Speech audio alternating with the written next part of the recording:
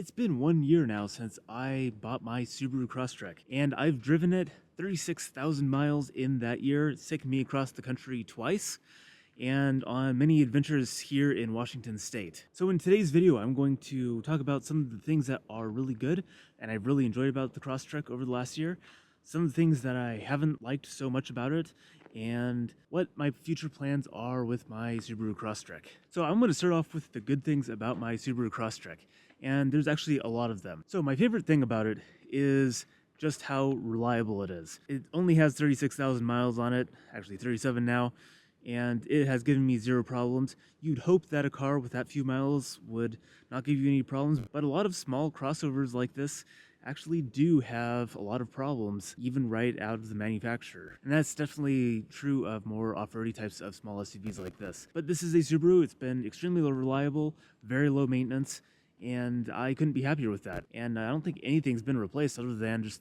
fluids, and of course other routine maintenance items. Alright, so let's talk about some of the actual details of what I like about it. So in terms of functionality, it's actually a very functional, kind of light off-roading SUV, and it comes like that straight out of the factory. It has plenty of ground clearance for any Forest Service road I've ever tried to go down. I'm sure we can find one that it couldn't, but as far as ground clearance goes, I haven't had any issues with it. Fuel mileage is another area where the Subaru Crosstrek really excels. Even with my solar panel on the roof and everything, I'm still getting well over 30 miles per gallon. I know a lot of people don't seem to really care one bit about fuel mileage, and they'll just drive as fast and as efficiently as they feel like, but for me it actually is really important. It's taken me across the country twice, and it costs far less than a plane ticket to make those journeys. There's a lot of trips that I just wouldn't be able to take in something like a full-size van, just because I couldn't afford the fuel. And that's especially true, at least here in Washington State, fuel prices are going crazy again, and it basically has very little impact on me at all. I've been using my Subaru here to flex drive a lot lately, and the biggest expense with flex driving is fuel. And so if I can get away with using a lot less fuel, that just means I make a lot more money. So it is really important for me to have a vehicle that uses as little fuel as possible. And this Crosstrek does about that. I don't think there's very many other similarly capable vehicles that get this good fuel mileage. It's the kind of vehicle where, I can't go rock crawling with it, at least not the way it's set up. You'd have to modify it a lot to do that. But what it can do is drive you halfway across the country, go down some Forest Service road to a campsite that's fairly remote, and do it on a really tight budget.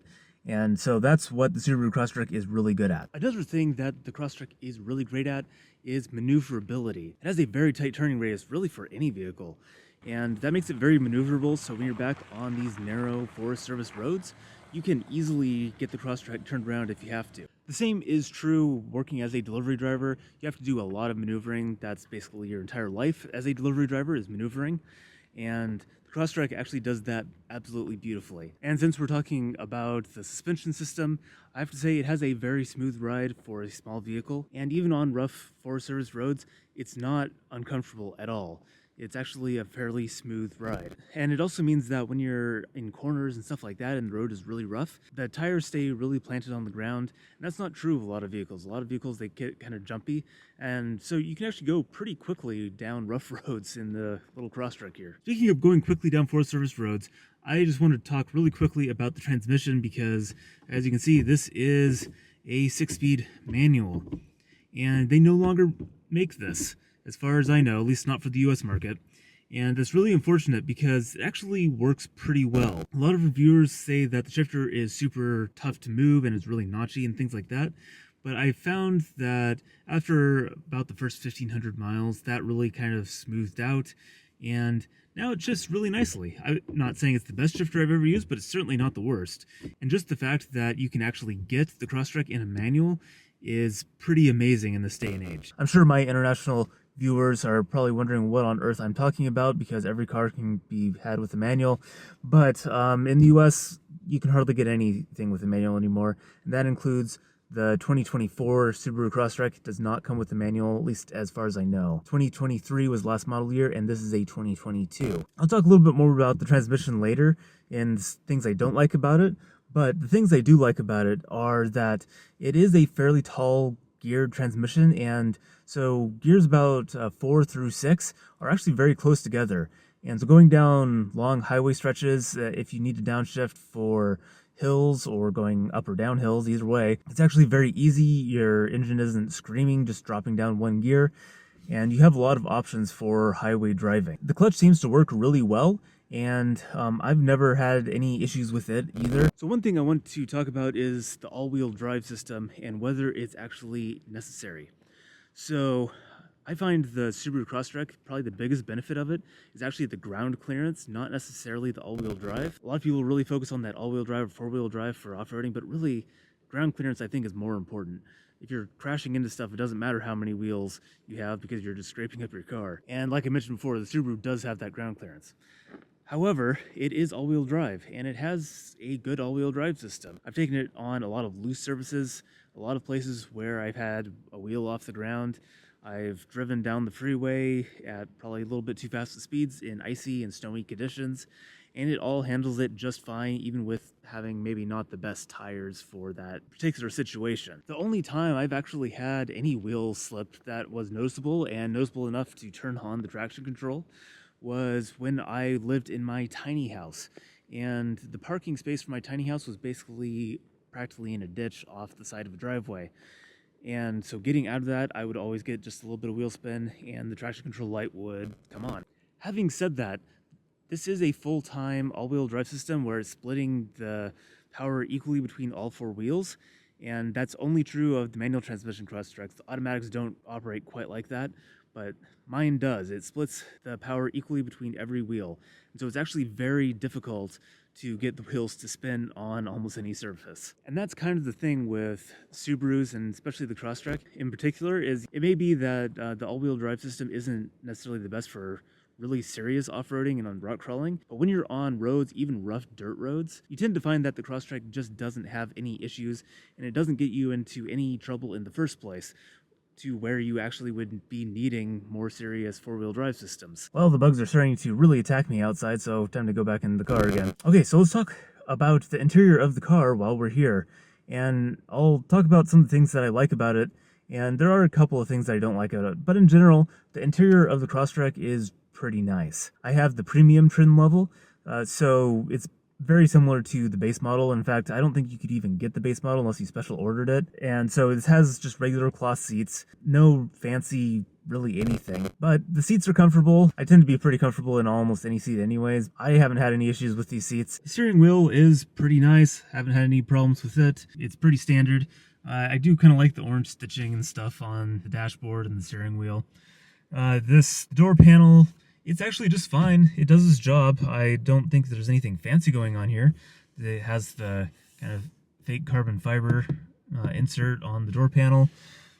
And the armrest does have this kind of cheap vinyl leather stuff on it, but it actually feels okay in the armrest anyways. So the infotainment screen here, honestly, I don't really care about much of any of this stuff because I just use the Apple CarPlay pretty much all the time. One thing that did take some getting used to is having this climate controls and clock and temperatures and my fuel mileage for some reason in this kind of little pod next to the windshield above everything else. Now that I'm used to it, it's actually really easy to read, and when you're driving, you don't really have to take your eyes off the road because everything that you need is right there. So I kind of like it now that I'm used to it, but it was a bit weird trying to figure out where everything was at first. Back of the Subaru Crosstrek, I have no idea what's going on with the back seats because I've never actually used them, but the cargo area in the back of the Crosstrek is pretty large. I mean, it's box shaped, so what do you expect? It holds everything I need, and I can go flex driving in it, even with my camping stuff in there. I don't have to take anything out to go flex driving, so that's pretty awesome. And since I'm out here, I just want to talk briefly about the roof rails. They are factory. They came that way, and you can install whatever accessory you need on it. And that's been generally true of the Crosstrek. The Subaru Crosstrek is really geared towards an outdoorsy person that does the kind of stuff that I do. If you're into biking, kayaking, anything like that, you can easily take that stuff with you. Outdoor accessories fit perfectly on it. The Crosstrek can take you to wherever you need to go in whatever weather you need to go in. And the bugs are attacking me, so it's time to go back inside. There are a few things that I don't like about my Subaru Crosstrek. Most of them are relatively minor, but I'm going to talk about the biggest one just right out of the gate. And so the biggest thing I don't like about it is how much it cost me. So the Subaru Crosstrek actually is relatively inexpensive, especially considering what it can do. And especially for a small SUV, I paid about $24,000 for it. The dealer did mark it up, I think, $3,000 extra dollars, so it was $27,000 by the time I paid for everything. But then I got a free 36,000 miles worth of maintenance on it. So, you know, it all kind of balances out more or less. Unfortunately, I did not have that money in cash, so I do have a loan on this car. And so that is the biggest thing I don't like about it. But for right now, it is the least expensive transportation option and living space that I have. So anyways, if you're in the market for a new car and you can actually afford one, I definitely recommend the Subaru Crosstrek. So anyways, basically I just don't like debt, and this car has put me in debt. But because the overall operating expenses of this car are so low, it's not the end of the world for me, but still I do spend a lot of money making payments on this car, and I'd really rather not do that. All right, let's go back outside and brave the bugs for the couple of things on the exterior that I don't like that well. So the first thing is the front overhang. You can see how far out that front bumper sticks from the front wheel. Yeah, that's a bit of a problem. There are definitely places where I've come very close to scraping the front bumper, where it just doesn't have that approach angle that I'd like. Someday it would be nice to have a different bumper on there. They do make bumpers for these vehicles that improves that situation quite a bit. So that is something to consider for the future for me. But that's really the only problem I've encountered with clearances on this vehicle. I know a lot of people like to lift their Subaru Crosstreks to improve the clearance, and I can see doing that just a little bit. What Subaru did with their 2024 Subaru Crosstrek Wilderness, the off-roady version of this car, I actually like pretty well, and maybe in the future I'll make modifications to my Crosstrek to make it match more of the Wilderness version. But I could see putting skid plates on it because there are times where I just get out and check to make sure rocks will clear, things like that. And having skid plates, I wouldn't have to do that as much. And then of course, once you add skid plates, it's probably a good idea to raise the Crosstrek. I think the Wilderness is only raised like half an inch, something like that. And that's basically the thickness of a skid plate. So I think that actually makes a lot of sense. And just FYI, I do realize the Wilderness doesn't come factory with skid plates, but you know what's going on them. The next thing are these tires.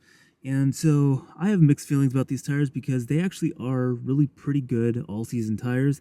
And for on the road in the Pacific Northwest, that's pretty much what you want. They wear really well, and they have good grip in most types of situations. When I'm back here on these back forest roads, or when I'm in the snow and things like that, it would be nice to have a different type of tire that has a little bit more traction. Like I mentioned before, it's pretty hard to break the wheels loose, even on slippery conditions on the Crosstrek, but having a little bit better tires would be nice. So that's something that I'm going to replace probably in the future. And that's really it on the exterior. So I'm going to talk a little bit about the mechanical things that I don't like so much about the Crosstrek. And the first thing about the Crosstrek is it doesn't have a lot of power and it is a bit slow. Personally, I don't really care about speed that much, so it's not that big of a deal to me. But there are situations, especially when I was out in the Rocky Mountains a few months ago, where I just really needed more power to go up hills. Down here closer to sea level though, it's not as big of a problem. The next thing has to do with this transmission and the way it's geared. So I really like the way it's geared, about from second gear to sixth gear. That's all really nice.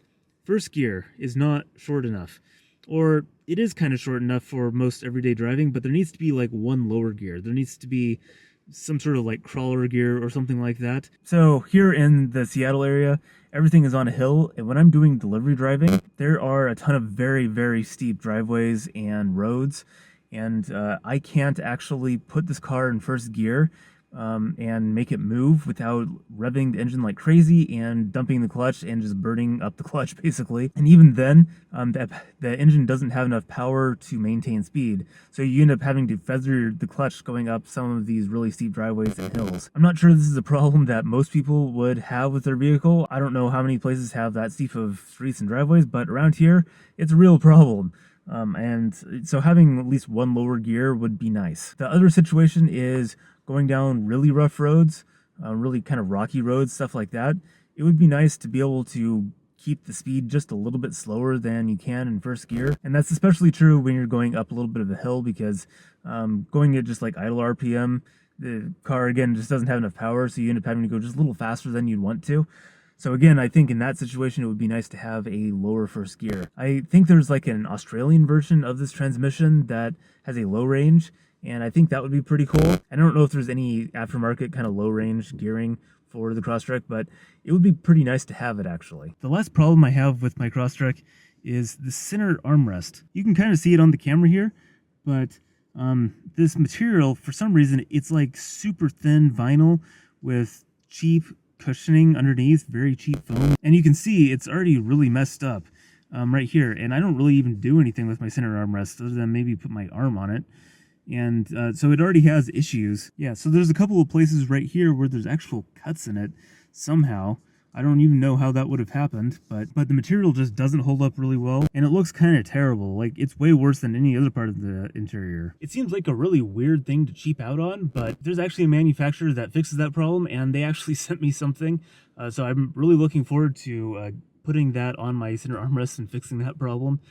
So hopefully that comes through and that'll looks really good, but it's just super cheap and it doesn't match the rest of the interior. I don't know what they were thinking. That's really all I don't like about the Crosstrek. It's actually a really good car. I would recommend a Crosstrek to really anyone who is into outdoor activities and just needs a very efficient commuter. So going forward, here are my plans with my Subaru Crosstrek. Unfortunately, I won't be able to do car life full time for much longer. I do have to move into an apartment here in the next week or two, but that doesn't mean that car life is completely over. I will be doing modifications and upgrades to my Crosstrek, adding accessories and stuff like that to make it an even better overlanding vehicle. And I'm also going to be taking it out on the weekends as I have time. It's my hope that someday I'll be able to get back on the road and do car life full time, but I'm probably going to have to wait until I get all my debt paid off, get the rest of my life stabilized again, and then I can return to car life full time, or even just for extended periods of time. So anyways, that's the plan. Thank you for watching, and I will see you on the next video.